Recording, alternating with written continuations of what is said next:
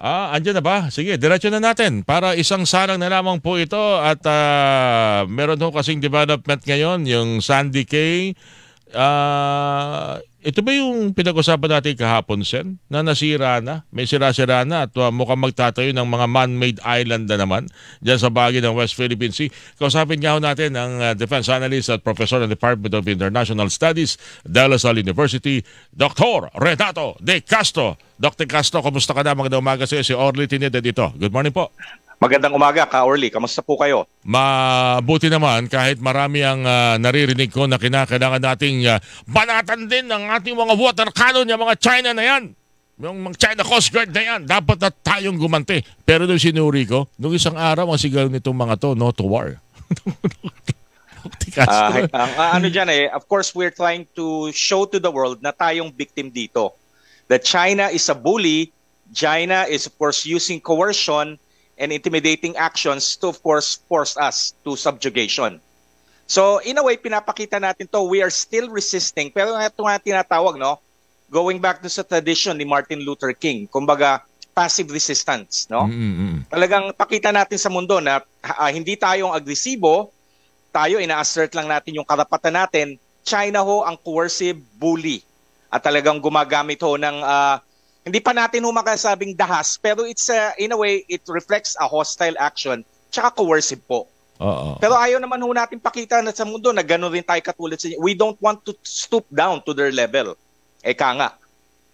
Ito ba ay pagpapakita ng hindi rin nating kahandaan o hindi rin naman talaga tayo desididong lumaban sa China para pagtanggol ang ating sovereign rights, ang ating exclusive economic zone? Tama ba yung ganung pananaw, Dr. Castro? Hindi, ang pananaw ko ho, pinapakita natin determinasyon. Na hindi naman tayo lumalaban, hindi tayo pumapalag, pero we show determination. In fact, yung nangyari ho doon sa Scarborough Shoal, na continue pa rin ho nila yung kanilang misyon. Despite na damage yung barko nila, pinakita ho talaga na pinagtutulungan ho tayo ng mga Chinese, pinakita ho natin na determinado ho tayo. Kasi ho, ang problem kung gagamit ho tayo ng water cannon, baka lalong sa isang barko ho natin mag-deploy ang China ng 8. Dito nga ho, 4 na eh. Kasi China is just waiting for us. Kasi they have to accept the fact ho, na China has of course yung privilege of conducting escalation ladder. Una, mas malaki siya, mas makapangyarihan siya. Tsaka sa tingin niya, no, ito yung ina-argue niya, tayo ang nagbe-break sa gentleman's agreement. Kaya dapat tayo parusahan. Kasi hindi tayo sumunod dun sa supposedly gentleman's agreement na pinasok ho nung dating administrasyon. Yung recent statement ng Chinese Embassy, ini-inform naman daw ho nila lahat, very rational ang approach ng China, pero tayo ho, ang kumbaga sumisira ho dun sa kasunduan na in the first place naman ho, talaga hindi dapat tayo pumasok sa kasunduan kasi one-sided ho talaga yung kasunduan. Propaganda dating, Doc, no? Maglalagay sila ng isang sitwasyon na palalabasin walang utang na loob ang mga Pilipino. Lumalabag sa kasunduan. Dahil ang kasunduan namin, ibibigay na nila sa amin itong mga to. Parang yun yata ang gustong palabasin ng Chinese Embassy, Doc De Castro. Oo, hindi. In a way, pinalalabas ho niya. No? For example, supposed to be yung kasunduan ho, na hindi ho tayo magpapadala ng government o public ships sa Scarborough Shoal. In a way, pinapakita natin, sinasabi natin sa buong mundo, sinatanggap natin yung pananakop ng China.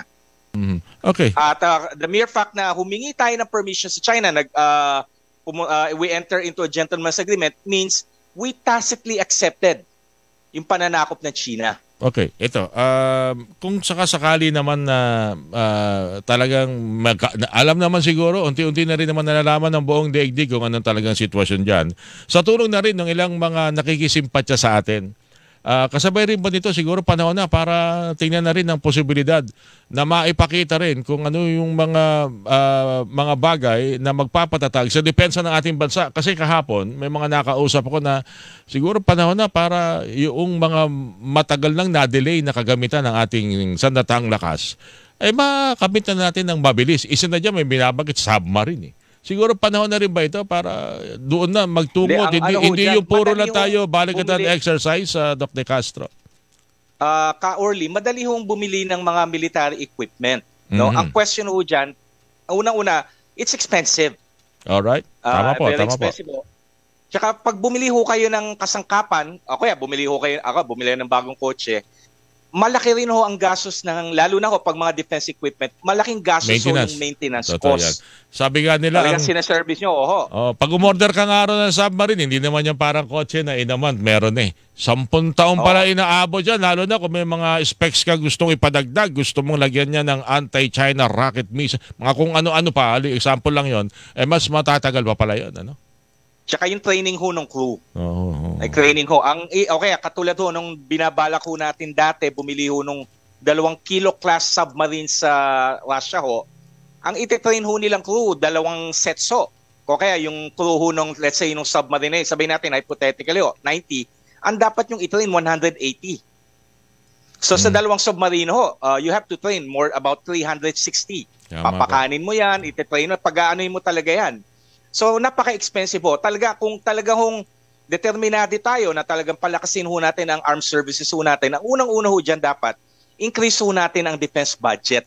Hindi lang yearly, kundi maging policy na po. Katulad ho ng ginawa ng... For the longest time, maputo lang kita, Doc, for the longest time, wala pa yata 2% ang modernization budget ng Pilipinas. Compare sa iba na nasa 2 digits, 20 to 30. Bumaba pa ho yan ng 0.9%. Ano mabibili nun? Hindi, tsaka talaga ho yung sa atin ho, kasi we're shifting ho from internal security to external defense. Tama po. Kumbaga ho, magpapagawa talaga ho kayo ng bagong bahay. Gigibain nyo ho yung bahay nyo, magpapatayo kayo ng bago, and of course, may maintain nyo yan. So, everything talaga ho. Pero at least, masasabi ko sa... administrasyon ni President Bongbong Marcos, meron ng strategy. Kasi nag-umpisa ho tayo ng Armed Forces of the Philippines Modernization Program since 1996. Nagbatas ho tayo ng law. Tapos wala ho nangyari doon sa first law, yung first 15-year modernization program. Ungkatin ho natin, wala ho talagang nabili. Naging upgrade lang ho. Tapos sumunod ho, yung sa panahon ho ng nasirang President Benigno Aquino III. Yung 2012, may mga nabili ho tayo, pero ang nangyayari ho kasi, ano yung purpose mo ng pagbili? So wala hong overarching strategy. Ngayon ho, the administration of President Bongbong Marcos, of course, upon the initiative ho ni Secretary Gibo Chidoro, nagkaroon na ho tayo ng strategy. Kasi bakit ka ba bibilin to? Bakit ka magte-train ng ganito?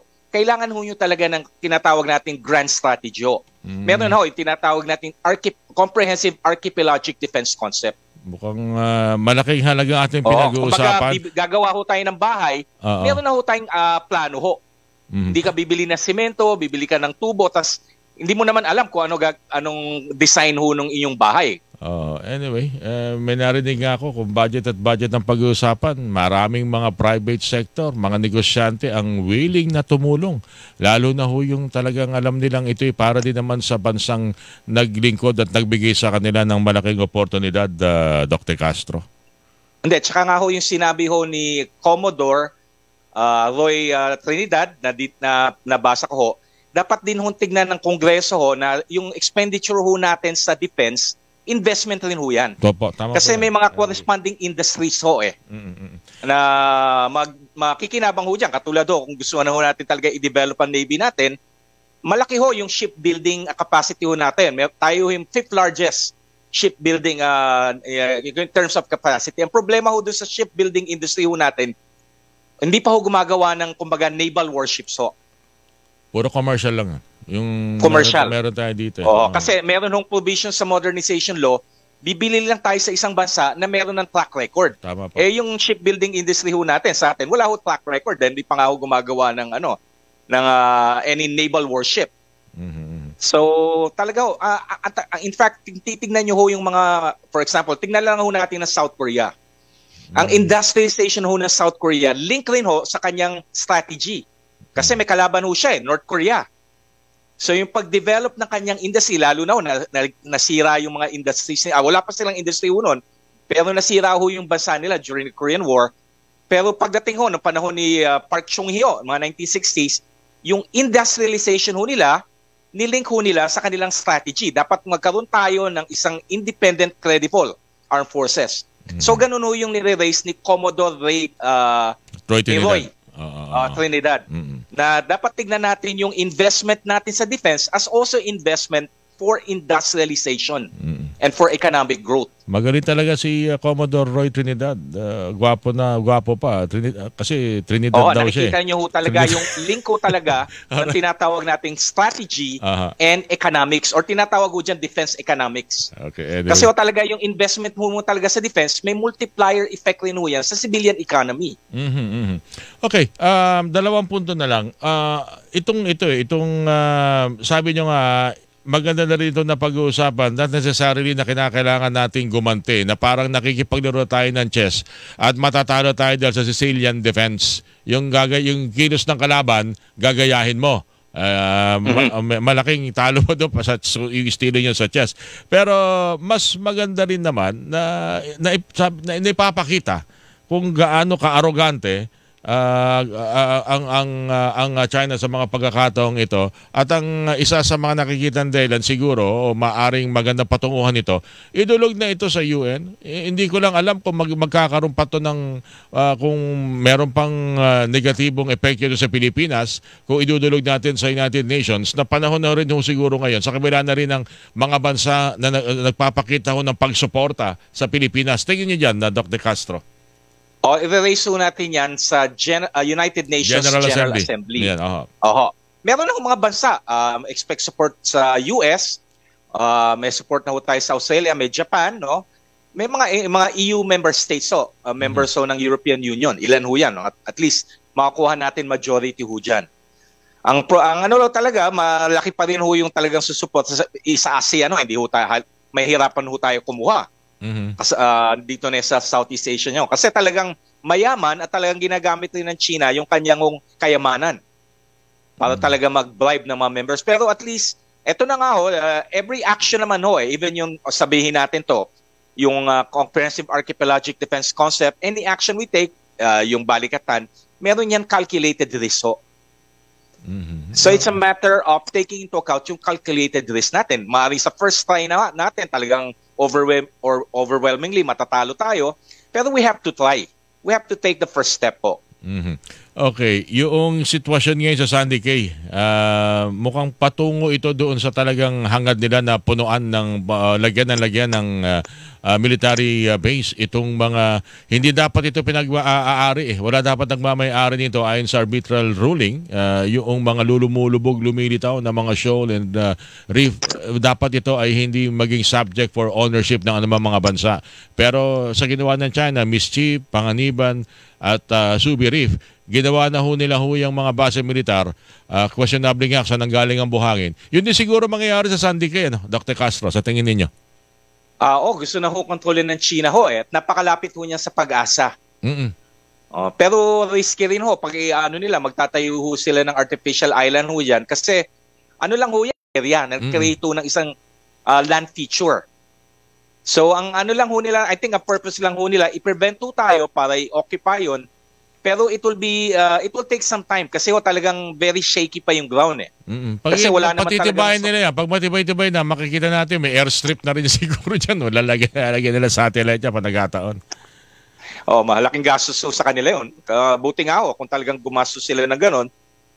Tapos pasasabugin lang ho ng isang Tomahawk missile mula sa US Navy Kasi ayun ang risky. In fact, yung mga artificial islands na ginawa ng China, napakarupok ho niyan. Tama po. Very intimidating during peacetime. Pero pagdating ho talaga sa wartime many are doubting yung utility or usefulness ng mga artificial islands na ginawa ng China. Intimidating ho nga sa atin, lalo na ho sa atin. Pero pag talaga nagkaroon ho talaga ng, sana hindi mangyari, magkaroon ho talaga ng digmaan o gulo, sitting ducks ho yan mga yan. Okay, huling question na lang, Dr. Castro, baka lang makalimutan ko yung Cuba yun, yung bagong pinakitang barko for research at pag-aaral ng China, pumasok ng Visayas, papunta yata ngayon, muna Catanduanes, papunta ng Visayas. Mukhang malaking mukhang ito yung mas nakakainis na pang-iinsulto na ginagawa nitong mga barko ng China, Dr. Castro. Well, nagkukondak ho yan ng survey Kasi Marine ang survey tinitignan ng China, hindi lang ho, nung nirase na labas ho yung issue na yan last March, natatandaan nyo, ng may nakitang survey vessel Sa na Shanghai. Bentham Rise. Oo, sa Shanghai. Nakita ko yung picture. Ba, ito yata yun dahil mukhang hawig na hawig nung nakita at nasagap doon sa Catanduanes. Merong military dimension ho yan. Kasi kung talagang magkakaroon ho ng gulo sa South China Sea, West Philippine Sea at sa Taiwan, yung mga American forces na manggagaling ho mula sa Guam o Hawaii, dadaan ho dyan sa lugar na yan. Mm-hmm. Kung mga submarines man, lalo na submarines, tapos mga bangko, minamap na ho nila yung underwater terrain. Baka nga nag-iwan na sila dun siguro ng CCTV. Naks. Hindi, mga sonaboy ho, naglalagay sila ng sonaboy para pag may dumaan ho dyan na submarine, madidetect na ho agad nila. At mamamonitor nila. Importante na malaman nila yung underwater terrain. Mm-hmm. Kasi may mga bundok rin ho dyan May mga bundok, may mga depression, kung saan ho pwede dumaan ng mga submarines. Pero yun, talagang pinasok pa yung ating 12 nautical miles territory, Doc De Castro. Shenko. Shenko yung marine research vessel na yun, Doc De Castro. Sana lang ay mahabol.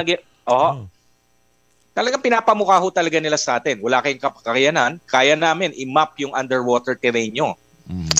And of course, ang ano ho dyan, talagang signal ho yan na talagang China is, again, thinking in terms of paggamit ho talaga ng underwater warfare. Kasi ayan ho talaga ang purpose ng mapping yung underwater terrain. Mm-hmm. Anyway, Dr. Castro, ako napapasalamat bilis sa inyong pagsama sa ating palatuntunan. Hindi parang ang nangyayari na talaga ay pikunan kung sino mapikon talo. Opo. Magandang umaga, Ka-Orly. Thank you. Maraming salamat po sa inyo. Maraming salamat din sa kababayan ho natin sa pakikinig nila po. Hindi ko na nga binanggit Binanggit mo na naman Mapupunta na naman tayo sa mga pananaw, mentalidad ng mga bakery boys Ikaw talaga. Dr. Castro, ingat ka. Okay po.